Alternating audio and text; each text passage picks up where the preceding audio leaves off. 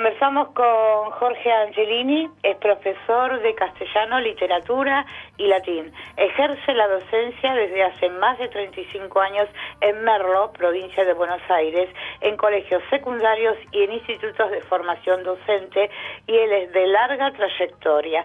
¿Qué tal, profesor Jorge? ¿Cómo le va? Hola, buenas tardes. Buenas tardes, mucho gusto, gracias por darme este espacio. No, al contrario, gracias a usted por hablar con nosotros, y sobre todo esta nota es considerada de importante valor por tratarse sobre la última resolución de la Dirección General de Educación de GCIE de la provincia de Buenos Aires, que me pareció un tema interesante y que alguien como usted, que son uno de los pocos, creo que no conozco otro, que ha salido a protestar y a decir y a contar su verdad, porque realmente es muy angustiante la resolución que han aprobado el último semestre en esto de los alumnos. ¿Qué opina usted con esto del 2021? A los alumnos aprueban el año completo y para colmo el año anterior, si tuvieran alguna materia previa del 2019, también se evalúa promocional con mucho más de 2 materias sin aprobar, y aprobando solo 2, se aprueba el área completa. ¿Cuál es su línea de pensamiento y cómo rotula esta última resolución, que para mí es totalmente desequilibrada? Sí, acuerdo con usted. Y antes de entrar en el fragor de esta respuesta, que puede ser un poquito larga, sí, le quería decir que estaba escuchando la entrevista anterior, muy interesante, muy y interesante. me parece que cuando hablaron de los medios, es fundamental fomentar en el alumno el juicio crítico. Exacto. Me parece muy interesante lo que dijo la especialista en el espacio anterior. Sí. Yo a los chicos les digo, miren chicos, hay que saber leer las líneas que dice el texto, hay que saber leer entre líneas y saber leer lo que está detrás de las líneas, ¿no es cierto? Exacto. ¿Cuál es la línea editorial que nos está bajando? Creo que viene a cuento este comentario porque también forma parte de la educación, ¿no es cierto? Y ahora sí le respondo su pregunta. Sí, Mire, sí. el año pasado, cuando estaba en diciembre, estábamos intensificando, como se dice ahora, porque ya se sacaron las mesas de examen. El alumno ya no se lleva la materia, sino que se lleva el pedacito de contenido que no aprobó, cosa que estamos atomizando también los contenidos, ¿no es cierto? Ya no es más una mesa de examen integradora, sino que viene a recuperar lo que le fue mal. Bien, entonces, el año pasado, cuando estábamos en esa instancia, un chico me dijo, profe, yo hice todos los trabajos, vengo y recupero y apruebo. Y fulanito, que no hizo nada, que no apareció en todo el año, que no se enganchó en los Meet o en los Zoom, no hizo los trabajos prácticos, no leyó los libros que usted pidió, por una resolución ministerial, está en las mismas condiciones que yo. Mire, cuando yo me quedo sin respuesta ante un alumno, me parece grave. Muy grave. Entonces ahí empecé a buscar alguna forma de poder canalizar esta impotencia de no poder responderle a un alumno. Exacto. Porque yo en ese momento le dije, mira, vos estás no estás en igualdad de condiciones, porque vos seguiste la materia, te preparaste, aprobaste las instancias, quiere decir que estás en condiciones de que yo te ponga un 7. Y tal otra persona, el 7 le llega de arriba. Claro. Y eso es justo, pero el chico lo vive como injusto, porque desde La Plata se está aprobando aquel que no hace nada. Entonces, exacto. El chico eso lo ve y lo vive como dicen ellos, son caretas, ¿no es cierto? Exacto. Lo definen así. Claro, entonces, o sea que se evalúa el 2020, el 2021 y a partir del desempeño del alumno del último semestre, luego los profesores evalúan si aprobó las matemáticas, por ahí se puede salvar geografía. ¿Algo así es, profesor? Claro, lo que pasa que ahí en ese caso están en distintas áreas, ¿no es cierto? Ajá. Pero sí, por ejemplo, si está en el área de las sociales, geografía, historia, construcción de la ciudadanía, eso forma un combo y aprobando una de ellas, aprueba toda el área. Ahí está lo engañoso. Sí, es porque, tremendo, por ejemplo, tremendo. El chico desaprobó matemática, desaprobó historia y desaprobó geografía. Tiene 3 materias en su haber. En el sistema anterior hubiera repetido, pero ahora pasa porque se considera el área. Entonces sociales la aprobó. Y ahí estamos con esta cuestión de cómo se dan por aprobados los contenidos, ¿verdad? Metemos todo en un combo, en un paquete, y no importa la cantidad de materias que tenemos en cada una. Ajá. Claro. Perdón, Pilar, me quería presentar. Hola, Jorge, soy Adriana Giannini, ¿cómo estás? Hola, Adriana, ¿qué tal? Mucho gusto. Encantadísima, gracias por estar aquí. No, por favor, es un gusto que instalen este tema. Cuando estabas hablando, no te quise interrumpir. Cuando vos hablabas de los alumnos que se quejan, yo hace unos años también fui profesora en tu zona también, y vos sabés que a mí me daba mucho dolor, porque esto para mí es un sistema de exclusión, no de inclusión. Se excluye a la gente que quiere progresar, a la gente, como ese chico que a vos te dijo, esto es muy injusto, uno lo siente así si fuera alumno, porque ¿dónde está el premio al esfuerzo? ¿Dónde está el premio al trabajo, a la disciplina? Es un poco lo que decías vos, ¿no? Tal cual, es que acá se está disfrazando el concepto de inclusión, porque en realidad el chico que no encuentra justicia en el sistema también se va, porque no encuentra premiado su esfuerzo. Entonces, claro, estamos incluyendo, que está bárbaro, pero también miremos los esfuerzos y los logros personales, porque con estos sistemas que nos bajan, ¿no es cierto?, donde todo es igual, donde todo da lo mismo, donde estamos manoseados, como dice Cambalache, ¿no?, en el mismo lodo todos manoseados, el que sabe, el que no sabe, el que se esfuerza, el que no se esfuerza. El mensaje es tétrico, es decirle al chico, vos llegás al 7 y si no llegas vos te hace llegar el ministro. Y eso es grave. Es grave en el momento, en el presente, y es grave en los resultados que vamos a ver el día de mañana.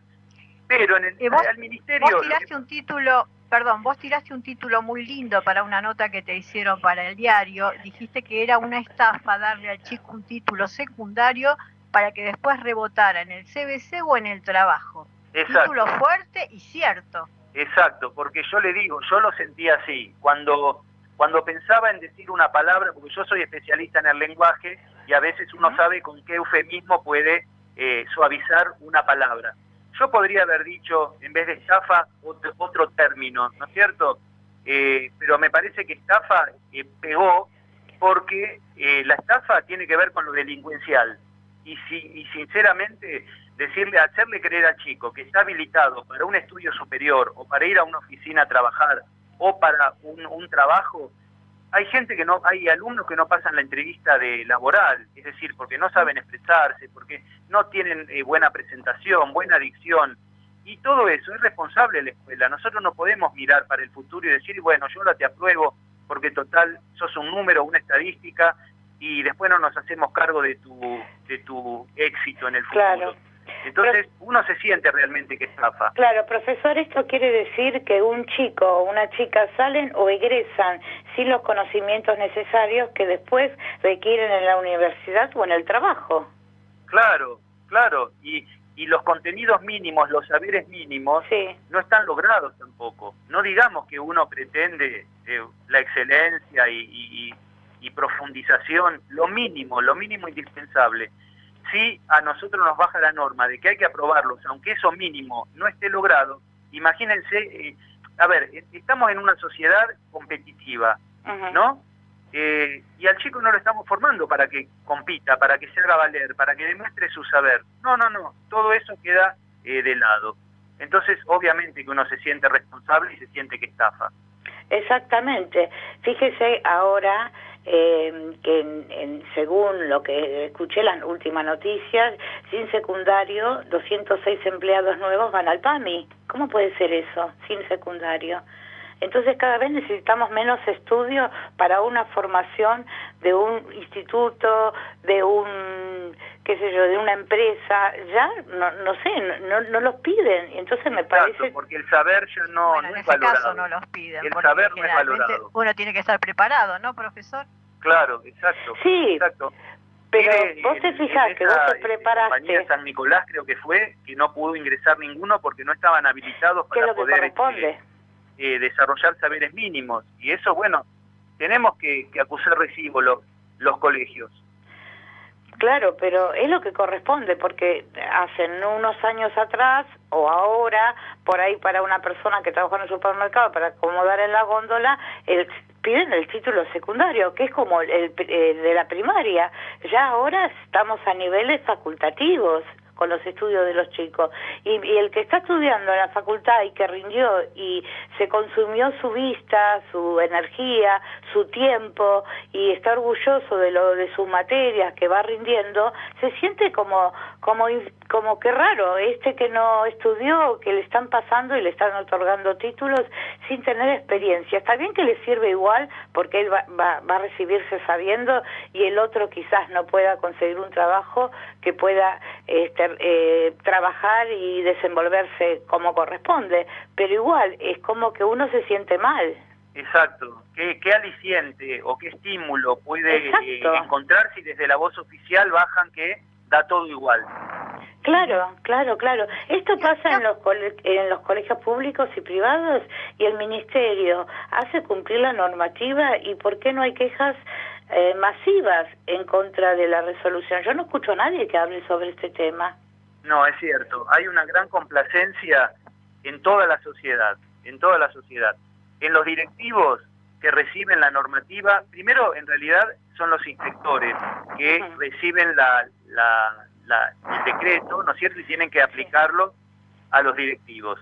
Sí. Ahí ya tendría que haber una primera instancia de filtro, que si el supervisor tiene un poquito de 2 dedos de frente, va a decir, esto es nocivo para nuestros alumnos, no se puede, por favor, revéanlo.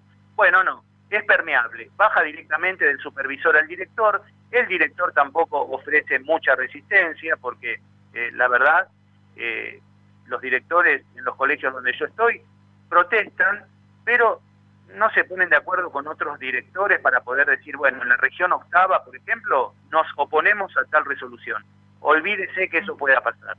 Y a nosotros, a los profesores, ya nos llega cocinada la resolución y no tenemos derecho al pataleo.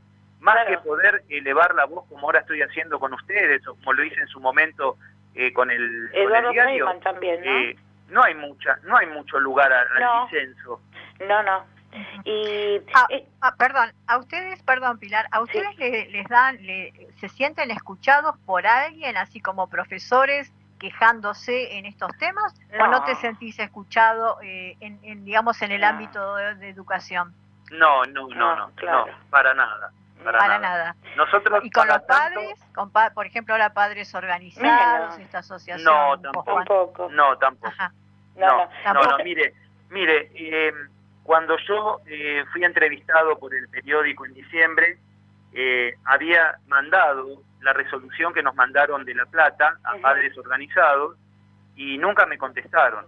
Porque tenemos un poquito también a veces la idea de la escuela guardería. Los chicos están adentro, listo, ya no están en la calle, y no importa lo que pasa puertas adentro. Es decir, la calidad queda resignada. Y nosotros lo que estamos luchando es por la calidad, porque el chico está en la escuela, por supuesto, pero que además de estar en la escuela aprenda. Y esas medidas facilistas y demagógicas atentan contra el aprendizaje, y por eso alzamos la voz. Somos unos pocos, es cierto, pero no nos podemos resignar. Profesor, esta resolución 587 es del año 2011, ¿no? Sí, la 587 es del 2011, y pasaron gobiernos, pasó el de Scioli, el de Vidal, pasó ahora el de Kicillof, y no la derogaron. Y y fue del tiempo de Daniel Scioli y el ministro de Educación, Mario Porto, pero María Eugenia Vidal tampoco la cambió. No la cambió. No la cambió para nada. No le cambió un punto ni una coma. Es más, cuando asumió la nueva gestión educativa, yo le mandé al subsecretario Sergio Siciliani, mi parecer, le mandé un proyecto de reforma para ver cómo oxigenar el secundario, cómo darle una impronta de preuniversidad a 6º año. ¿Y sabe lo que me respondió? Muchas gracias por preocuparse por la educación de los alumnos bonaerenses. Ya veremos cómo mejoramos. ¿Y usted vio el cambio? Yo no lo vi. Pasaron 4 años y eso quedó congelado, o habrá quedado en el fondo del cajón del ministerio. Claro. Dígame, profesor, el cambio de ministro de Educación en la provincia entre Alberto Sileoni y el reemplazo de Agustina Vila, ¿cómo lo ve? ¿Cómo lo vio? Y lo vi como una continuación de no gestión. No hay nada nuevo. Mire, yo a Sileoni Lo conozco desde que en el 2000 yo era director de la escuela polimodal y él era asesor en La Plata. Después de asesor dio un salto a ministro en la época de Cristina Kirchner. Ahí fue ministro nacional y ahora vuelve a la provincia como ministro provincial. Él, por ejemplo, fue uno de los gestores de que primero, segundo y tercer grado de la primaria no se repitan, haya promoción automática. Así el chico no sepa leer ni escribir lo básico, llega a tercer grado y aprueba. Y eso se lo debemos a Sileoni. Así que imagínense que yo mucha esperanza con el ministro no tengo. Claro. Es decir, que usted los años que tiene... Jorge, ¿qué es para vos la meritocracia, ya que vos sos un experto del lenguaje, que nos la expliques bien para ver, porque hay mucha confusión sobre el término? ¿Te parece? Sí, meritocracia es, me parece que todos parten, ¿no es cierto?, de una situación de igualdad. Entonces, frente a una situación de igualdad, todos deberían llegar a logros deseados. Pero el tema es que no todos parten de una situación ideal o de una situación igualitaria. Yo acá, por ejemplo, trabajo en colegios de centros del centro de Merlo. Es una clase media, ¿no es cierto?, la típica clase media. Dentro del aula no tengo alumnos que parten todos del mismo punto de partida, podríamos decirle. Entonces, los resultados no van a ser los mismos, ¿no es cierto?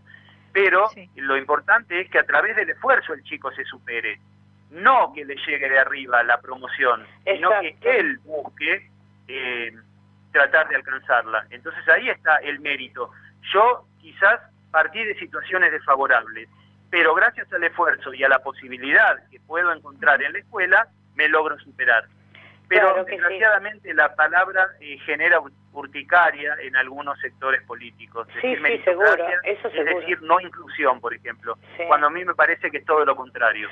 Hay mucha confusión al respecto, mucha confusión. Y además, hablando desde el lado del coaching, como hablábamos antes, yo desde mi punto de vista veo que al alumno que tiene menos recursos se lo victimiza, y yo creo que una persona victimizada nunca sale adelante por más que se hable de inclusión.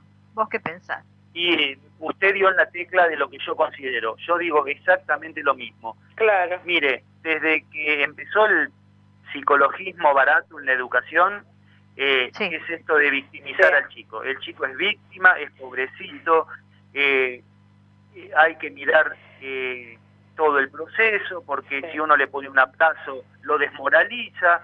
Y bueno, y entonces estamos en esta pedagogía de la victimización. Sí, a mí me da risa porque... Yo le digo que es la caridad educativa. Le sacamos la L y le ponemos la R. Hacemos caridad con ese pobre alumno que le decimos que nunca va a llegar. Cosa de que lo estamos, en realidad lo estamos excluyendo, porque le estamos diciendo, mira, vos tenés un techo y nunca vas a llegar al 7 por mérito propio, entonces te lo tengo que regalar yo. Eso creo que es lo peor que le podemos hacer a un alumno. Le sacás todo el poder, todo el poder. Claro, a mí me causó así risa en el mal sentido, porque realmente no es para reírse, que usted decía que más que calidad educativa es caridad, y es tal cual lo que hoy se les da a los chicos. Son como piedras en el camino, como dice usted, que le van poniendo las medidas del ministerio a los profesores, porque la traba está como desde el ministerio va poniendo trabas a los profesores, y los profesores no saben cómo continuar, cómo hacer con ese chico. Ese es el problema. Exacto, porque uno, por más que se quiera mover un poco, se le cae todo el peso de la ley. Es decir, por más que uno busque que ese chico no apruebe el área o no se puede, porque encima también hay padres que conocen y que si uno hace algo que no dice la normativa van y enseguida lo trachan. Entonces hay también una gran hipocresía de gente que dice que le interesa la calidad y que su hijo aprenda y todo lo demás, pero si mi hijo pasa, mejor. Podríamos decir que el mensaje es para los profesores también es muy frustrante esta situación. Horrible. Me imagino que usted que estudió para hacer un cambio en la gente, para ayudar, no sé, ¿usted para qué estudió? Mire, yo creo que la docencia es una de las profesiones que demuestra el acto de amor mayor que puede hacer una persona. Yo lo que quiero es transmitirle mi conocimiento a partir del manejo del lenguaje a un chico para que no sea manejado, por ejemplo, para que tenga juicio crítico, para que piense, para que use su lenguaje para conseguir un trabajo. Y bueno, si todo eso, por lo que yo estudié y por lo que estoy convencido que puede cambiar, a mí desde el ministerio lo borran de un plumazo, imagínense que claro que es frustrante, seguro que es frustrante, y dan ganas de tirar todo por la borda, pero bueno, uno como tiene la vocación, sigue. Claro. Pero uno ve que hay compañeros que van resignándose y diciendo, ay bueno, pero si total, ¿qué vamos a hacer? ¿Qué vamos a cambiar? Esto ya es así. Y frente a ese mensaje nos dejan con las manos atadas. Ajá. Profesor Jorge, supóngase que hay politización dentro de la educación. En realidad ya no es un hecho pedagógico. ¿Qué haría usted si tuviera las posibilidades de hacer cambios en la educación? ¿Qué cambios haría qué cambios haría en el ministerio, principalmente? Sí. Mire, en función de lo que usted me dice, que es una pregunta muy interesante, porque ahí yo creo que está el quid de la cuestión. Claro. Al ministerio habría que sacarlo del gobierno de turno, es decir, que sea un ente autárquico. Supóngase que sus autoridades se renueven cada 6 años, o cada 8, o cada 10, porque las medidas en educación son a largo plazo. ¿Qué es lo que está pasando ahora? Llega un gobierno, saca todo lo anterior y lo emparcha un poquito y lo larga a la cancha. Entonces, si el Ministerio de Educación está sujeto a la política de turno, no va porque está politizado. Tendría que ser algo completamente ajeno a la política. Yo creo que por ahí podría pasar un cambio y podríamos ver algo positivo. Pero mientras el Ministerio de Educación esté sujeto a políticas, en este momento el Ministerio de Educación es militante, es completamente militante. Entonces es imposible querer un cambio cuando la gente ya tiene un discurso grabado y una acción concreta de no avanzar en la calidad, ¿no es cierto? Sí, yo supongo que tanto los padres, algunos padres que no pueden hablar o no quieren hablar, ni los directivos, ni los formadores de educación, ni los gremios de los sindicatos docentes, no han dicho una palabra. Es una realidad que la educación, la cultura y la formación no les interesa, sabiendo el deterioro de la educación. ¿Es así? Y sí, claro. Lo que le estamos dando a los alumnos ahora no permite el ascenso social, no permite movilizarlo, los deja en la misma clase y genera una exclusión. Estando adentro de la escuela, a nosotros nosotros mismos los estamos excluyendo. Y es un discurso perverso, porque hace mostrar que las aulas están llenas, pero en realidad están vacías de contenido. Y ese chico no tiene las competencias mínimas para poder salir a la sociedad, que es lo que la sociedad le va a pedir, ¿no es cierto? Exacto. Entonces, cuando usted empezó la entrevista me decía sobre esta normativa de la dirección de escuelas. Sí. Le digo que esto, por lo menos en 8 provincias ya se aplicó. Este pase automático, no valorar los contenidos, no es solamente en la provincia de Buenos Aires. Lo estamos viendo que se fue replicando. En Chubut son 5 años que los chicos no están teniendo clase. Bueno, en Santa Cruz fue el último caso que aprobaron directamente por promoción automática. Exacto. Sí, en varias provincias. Y estaba escuchando en Chubut que con esto del COVID, que es otra de las cosas, que puede ser que la pandemia, han puesto la pandemia, pero hacen como 3 años que los sueldos están atrasados de los docentes, entonces los docentes hacen paro, no van a la escuela, y los chicos que están en tercer grado, no saben todavía escribir los números, están como en primer grado, y realmente es triste, es tremendo.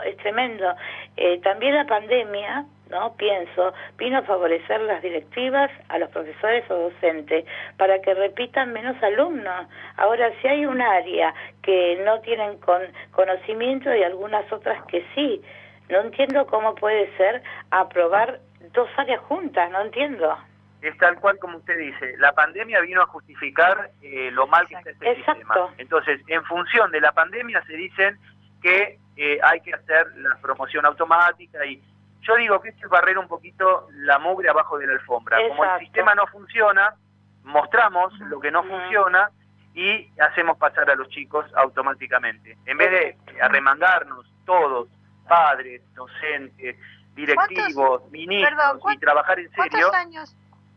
Perdón, disculpame que te interrumpa. ¿Cuántos años hace que vos vas viendo que el sistema educativo va cayendo en deterioro? Porque esto de la pandemia es puntual, pero ya viene en caída libre. Sí. ¿Hace cuánto tiempo? Sí, yo lo veo desde la década del 90, cuando Menem le transfiere los servicios educativos a las provincias, él le saca a las escuelas el poder de gestión al Ministerio de Educación. Lo deja como una figurita, digamos, lo que hace es darle poder a cada provincia de administrar sus planes, su sistema de evaluación, sus contenidos. A partir de ahí empieza la debacle. ¿Por qué?